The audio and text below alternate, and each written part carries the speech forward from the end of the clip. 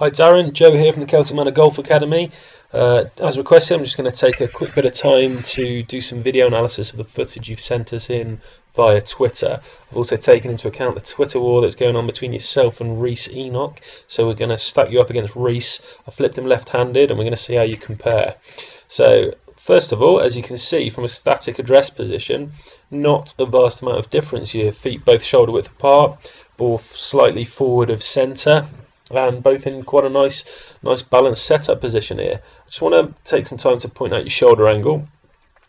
At the start here, as physics dictates, your trail shoulder is going to be a little bit lower than your lead shoulder, purely because your left hand's lower on the club than your right. Similar angle set with Reese there, so nothing to worry about there. What I want to point out with yourself, Darren, is your first move away from the ball. Before the club's even taken back, you make quite a pronounced lateral shift away from the ball with your upper body, which I'll show you here. So as we play you on through the swing, I want to keep your eye on your upper body and your head there. So before the club's even taken away from the ball, just at the point it's being taken away there, you've shifted quite significantly away from target there, which has the effect of changing this shoulder angle here, which manifests itself a little bit later on in the golf swing. Which I'll show you the difference here with Reese as he takes the club away. Very, very solid, no lateral movement at all away from the ball, and he's a good couple of feet further into the backswing than you are there. So just something to bear in mind, a bit of stability as you're taking the club away from the ball. I want to show you that from another perspective, as in your head position. So as you get you back to your normal setup position there, I'm just going to pop a little circle around your head. Same with Reese, so keep an eye on this. And as we take you into your backswing position, I want you to watch that lateral shift again away from the ball. So prior to even the club being taken away, you've shifted half a head's width away from target. So it's quite a severe move, and that's going to really compromise the consistency of your striking there. So as you halfway back, you've nearly gone a full head's width away from target there. So it's something to keep an eye on, and the stability, the slightly more solid head position will give you will certainly reap dividends for your ball striking. Just to take it back over to Reese here, without wanting to make his head too big, he really does make a fantastically stable move away from the golf ball. Head literally hasn't moved an inch all the way back right to the top of his backswing there.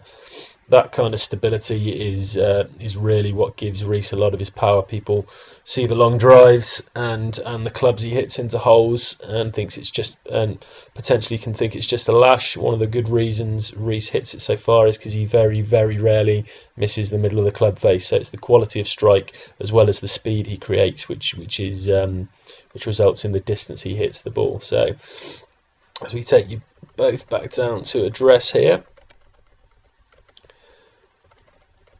just another quick look at the lateral move away from the ball from you, Darren, just to reinforce it. Head position address, first move before the club's even taken back, encourages that lateral shift away from the ball. So as we get to the top of the backswing here, another key point that's really going to help your distance. Whilst you make a really good full shoulder turn here, full 90-degree turn, I want you to see just how much your hips have turned. So you're looking at probably a good 60 degrees of hip turn there. So one of the keys to power is the resistance you create between your shoulders and your hips. So it's kind of like the coiling effect of a spring. So the more resistance, the more you can resist the turn of your shoulders with your hips, the more power you'll be able to unleash into the ball. So again, going to make Reese's head very big here, but this is one of the keys to Reese's power. So just watch the stability in his lower body as he gets to the top of the backswing there. So whilst he's created that nice same 90-degree shoulder turn as yourself, his hips have probably turned less than 45 degrees. It's that kind of torque and resistance that he creates which really allows him to generate the speed that hits the ball just as far as he does. So going back to yourself, Darren, the other effect that has, because your hips have turned quite as much and there isn't the resistance we want, it's just you've lost stability in your legs a little bit there. So your lead legs buckled a little bit, so you've lost a bit of height, and your trail legs locked out pretty straight. Again, going back to Reese, just look at his trail leg there, still nicely flexed. hardly any hip turn at all against that full 90-degree shoulder turn. So from there, you're just going to drive with the hips and really start to unleash some of that power into the ball. Unwinding of the spring really generates that fantastic speed that gives him the distance. So just a couple of points there for you, Darren. Watch that lateral shift away from the ball. Really try and keep your head stable. And I want you to really start thinking about maintaining the flex in your trail leg. So you're really turning against a solid trail leg. Start to develop a bit of resistance from your shoulder turn with your hips. Create that coil. And when you do, your club head speed is going to jump up and you'll be knocking it past Reese in no time at all. So I hope that's helpful.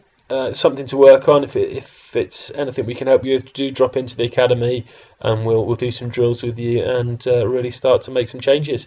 So thanks for sending your swinging, Darren, and we look forward to seeing you soon. Cheers, bye.